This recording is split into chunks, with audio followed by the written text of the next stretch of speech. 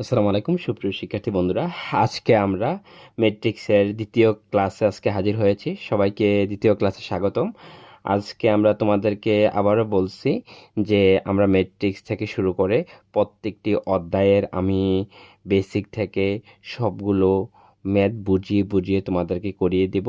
Plus তোমাদের জন্য বই হচ্ছে কেতাবউদ্দিন স্যারের বই আর সিস্টেক স্যারের বইয়ের সবগুলো উদাহরণ প্লাস বইয়ের অঙ্ক আমি ধরিয়ে ধরিয়ে করিয়ে দিব। ঠিক আছে, তোমরা বেশি বেশি করে ক্লাসটি শেয়ার করবে। আজকে হচ্ছে ম্যাট্রিক্সের 2 নাম্বার ক্লাস। আজকে ম্যাট্রিক্সের লেকচার 2, এই 2 হচ্ছে ক্লাস ম্যাট্রিক্সের।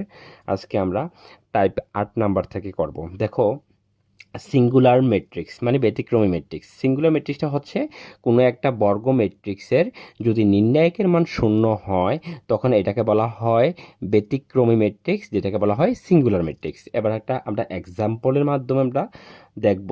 সেটা হচ্ছে একটা ম্যাট্রিক্স, এই ম্যাট্রিক্সটা একটা ম্যাট্রিক্স, সেটাকে নির্ণায়কের ফর্মে আমরা নিলাম। এটাকে বলা হয় ম্যাট্রিক্সের ফর্ম, আর এটাকে বলা হয় এটাকে বলা হয় নির্ণায়কের ফর্ম। ঠিক আছে, নির্ণায়কের ফর্ম নেওয়ার পর এইটাকে আমরা 3 দোকানে কত 6 সূত্রের মাইনাস, এবার এইভাবে আমরা গুণ করব, সূত্রের একটা মাইনাস আবার 3 দোকানে 6, তখন 6 থেকে 6 বিয়োগ করলে কত 0। সেই নির্ণায়কের মানটা যদি আমার 0 আসে তখন আমরা বলতে পারবো এটা একটা সিঙ্গুলার ম্যাট্রিক্স। ঠিক আছে, আমাদের এটি এক্সাম্পলে খুব বেশি পরিমাণ তোমাদের এই এক্সাম্পলটিগুলো বেশি পরিমাণ খুব কোথায় আসে, সেটা হচ্ছে আমাদের এমসিকিউতে বেশি আসে। ঠিক আছে, এবার আসো 9 নাম্বার যে টাইপটা, সেই টাইপটা হচ্ছে কি নন সিঙ্গুলার ম্যাট্রিক্স, অর্থাৎ অব্যতিক্রমী ম্যাট্রিক্স। অর্থাৎ কোনো একটা ম্যাট্রিক্সের নির্ণায়কের মান যদি শূন্য না হয় সেটা হচ্ছে নন সিঙ্গুলার ম্যাট্রিক্স। এবার নন সিঙ্গুলার ম্যাট্রিক্সের একটা উদাহরণ তোমরা দেখো, সেটা হচ্ছে একটা ম্যাট্রিক্স যে 4 6 7 2। ঠিক আছে, এটাকে আমরা নির্ণায়কের ফর্মে নিলাম, নেওয়ার পর দেখো এইভাবে যাবে কোনো গুণটা, কোনাকুনি গুণ যেটাকে বলা হয়। 4 দোকানে 8, আর এভাবে গেলে সূত্রের একটা মাইনাস, 7 দোকানে 6 7 42 হবে, এটা 6 7 42 হবে। যদি বিয়োগ করি আমরা কত থাকে, 42 থেকে যদি আমার 8 চলে যায় তখন আমার থাকে তোমার 8, 42 থেকে 8 গেলে তোমার থাকে 38, 34 থাকে, 34 34 35 36 37 38 39 40 41 42 34 থাকে। ঠিক আছে, এটাকে বিয়োগ করলে 34 থাকে। বুঝতে পারছো তো? এবার আসো, এটা হচ্ছে নন সিঙ্গুলার ম্যাট্রিক্স, মানে নির্ণায়কের মান শূন্য আসবে না। ঠিক আছে, এটা হচ্ছে নন সিঙ্গুলার ম্যাট্রিক্স। এবার আসো আমাদের সেই নন সিঙ্গুলার ম্যাট্রিক্স, এবার আসো আমাদের অ্যাডজয়েন্ট ম্যাট্রিক্স 10 নাম্বার টাইপ, সেটা হচ্ছে অ্যাডজয়েন্ট ম্যাট্রিক্স। অ্যাডজয়েন্ট ম্যাট্রিক্সটা আমাদের কি? এবার আসো, অ্যাডজয়েন্ট ম্যাট্রিক্স হচ্ছে এটা ম্যাট্রিক্সের যে এটা ফর্মুলা, মানে এটা ম্যাট্রিক্স থাকবে এ বি সি ডি। তাহলে অ্যাডজয়েন্ট ম্যাট্রিক্সটা আমাদের এমসিকিউতে খুব বেশি পরিমাণ আসে, আমাদের বোর্ডের এমসিকিউতে খুব বেশি পরিমাণে আসে। সেটা হচ্ছে এটা কোনাকুনি এক্সচেঞ্জ হবে,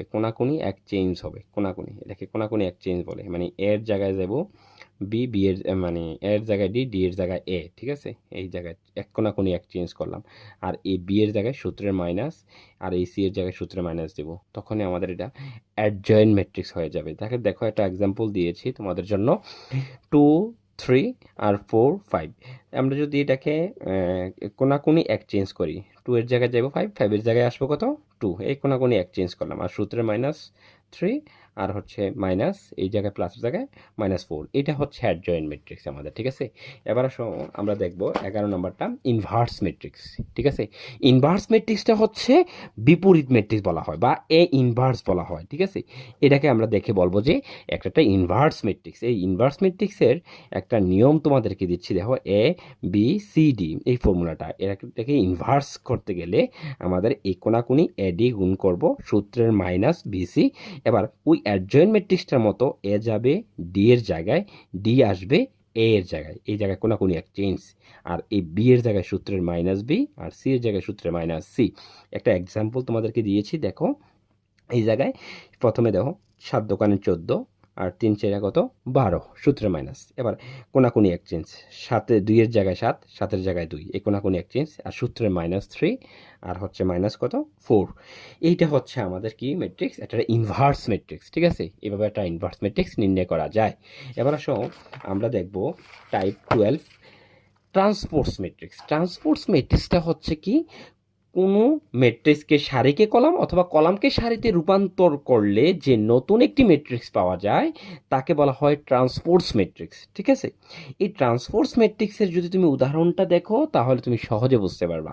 দেখো, একটা ম্যাট্রিক্স আছে, একে এটি দিয়েছি বা এ প্রাইম দিয়েছি, এটা দিয়ে বোঝাচ্ছে এটাকে ট্রান্সপোজ ম্যাট্রিক্সে রূপান্তর করতে বলা হয়েছে। এখন আমরা এই ট্রান্সপোজ করব, অর্থাৎ সারিটাকে আমরা কলামে রূপান্তর করছি, এই সারিটাকে কলামে রূপান্তর করেছি, এটাই হচ্ছে আমাদের ট্রান্সপোজ ম্যাট্রিক্স। ঠিক আছে বন্ধুরা, এবার আসো আমরা প্রতিসম ম্যাট্রিক্স দেখো। প্রতিসম ম্যাট্রিক্সটা হচ্ছে এ ম্যাট্রিক্স একটা আছে, এটাকে যদি ট্রান্সপোজ করি, যদি ট্রান্সপোজ করার পর সেম ম্যাট্রিক্সটা ফিরে পাই, সেই ম্যাট্রিক্সটা হচ্ছে আমার কি প্রতিসম ম্যাট্রিক্স। এবার আসো, এই এ একটা ম্যাট্রিক্স, এই এ একটা ম্যাট্রিক্স, এটাকে ট্রান্সপোজ করার পর যদি সেম আমরা পাই সেটাকে বলা হবে প্রতিসম ম্যাট্রিক্স।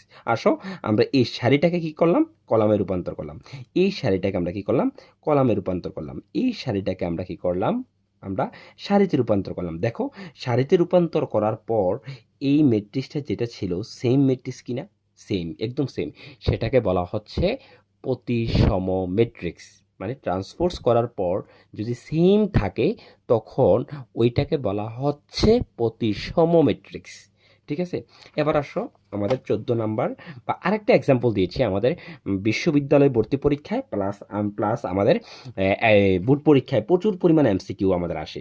সেটা হচ্ছে কি, ম্যাট্রিক্সটির প্রতিসম, মানে এ একটা ম্যাট্রিক্স, এই ম্যাট্রিক্সটির প্রতিসম হলে এ বি সি এর মান কত, এ বি সি এর মান কত। দেখো, এই জায়গার মধ্যে যে এ একটা আছে না, এই এটা হচ্ছে কার সমান, এ এর সমান, এই বিটা হচ্ছে কার সমান, এই 6-এর সমান, আর এই সিটা হচ্ছে এই 7-এর সমান। অর্থাৎ আমরা এখান থেকে বুঝতে পারছি যে এ এর মান হচ্ছে 2 প্রতিসম হলে, আর এই জায়গায় বি, যে এই বি হবে 6, বি হবে কত, এই 6, আর সি হবে কত, এই সি হবে এই আমার 7। এটি যদি সেম না হয় তাহলে, মানে এর সমান যদি 2টা না হয়, বা বি সমান সমান যদি 6 না হয়, আর সি সমান সমান 7 যদি না হয়, তাহলে এটা প্রতিসম হবে না। মূলত এটা টেকনিক। এবার দেখো, সেই জিনিসটা হচ্ছে কি, তোমরা একটু খেয়াল করো। দেখো, এর আগে যে ম্যাট্রিক্সটা আমরা পড়ে আসলাম সেটা হচ্ছে কি, তোমরা যদি দেখো, লক্ষ্য করো, এই জায়গায় 3 ছিল, দেখো এই জায়গায় আমার 3, এই জায়গায় 5 ছিল, এই জায়গায় 5, দেখছো, বুঝতে পারছো তো? আবার এই জায়গায় 7, আবার এই জায়গায় 7। এই জন্য এই যে মানগুলো আছে না, এই মানগুলো সেম থাকতে হবে প্রতিসম হতে হলে। এই জন্য আমাদের যে কোশ্চেনটা ধরনটা ছিল যে এ বি সি এর মান কত ম্যাট্রিক্সটি প্রতিসম হলে।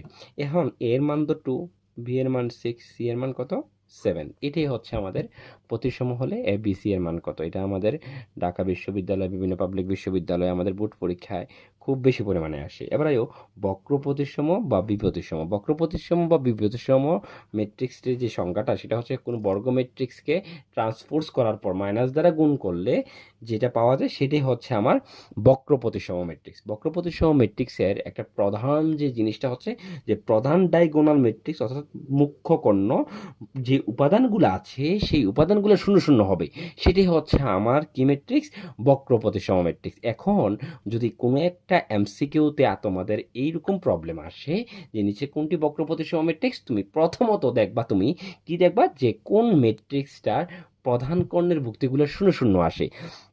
শূন্য শূন্য যে ম্যাট্রিক্সটা আছে সেটাই হচ্ছে আমার বক্র প্রতিসম ম্যাট্রিক্স। এখন বক্র প্রতিসম ম্যাট্রিক্সের ম্যাথমেটিক্যাল টার্মটা কিন্তু এইরকম, আই জে আর হচ্ছে মাইনাস জে আই। ঠিক আছে, এটাকে আই হচ্ছে সারি, জে হচ্ছে কলাম, অর্থাৎ যেটা হচ্ছে কলাম, আইটা হচ্ছে সারি, মানে সারিকে কলামে রূপান্তর করলাম, এটা মাইনাস থাকলো। ঠিক আছে, এটা ম্যাথমেটিক্যাল টার্মটাও আমাদের খুব বেশি পরিমাণে আসে।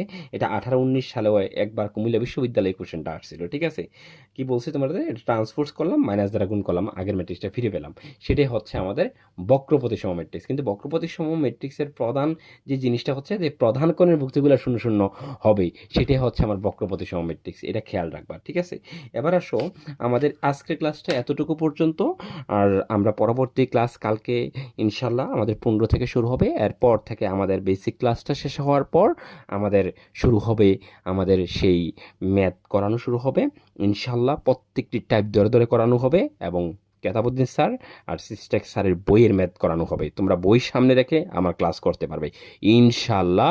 প্রত্যেকটি উদাহরণ প্লাস বইয়ের অনুশীলনের ম্যাথ আমি করিয়ে দিব। তোমরা সবাই আমার জন্য দোয়া করবে এবং বেশি বেশি ক্লাসটি শেয়ার দিবে। সবাইকে অসংখ্য ধন্যবাদ।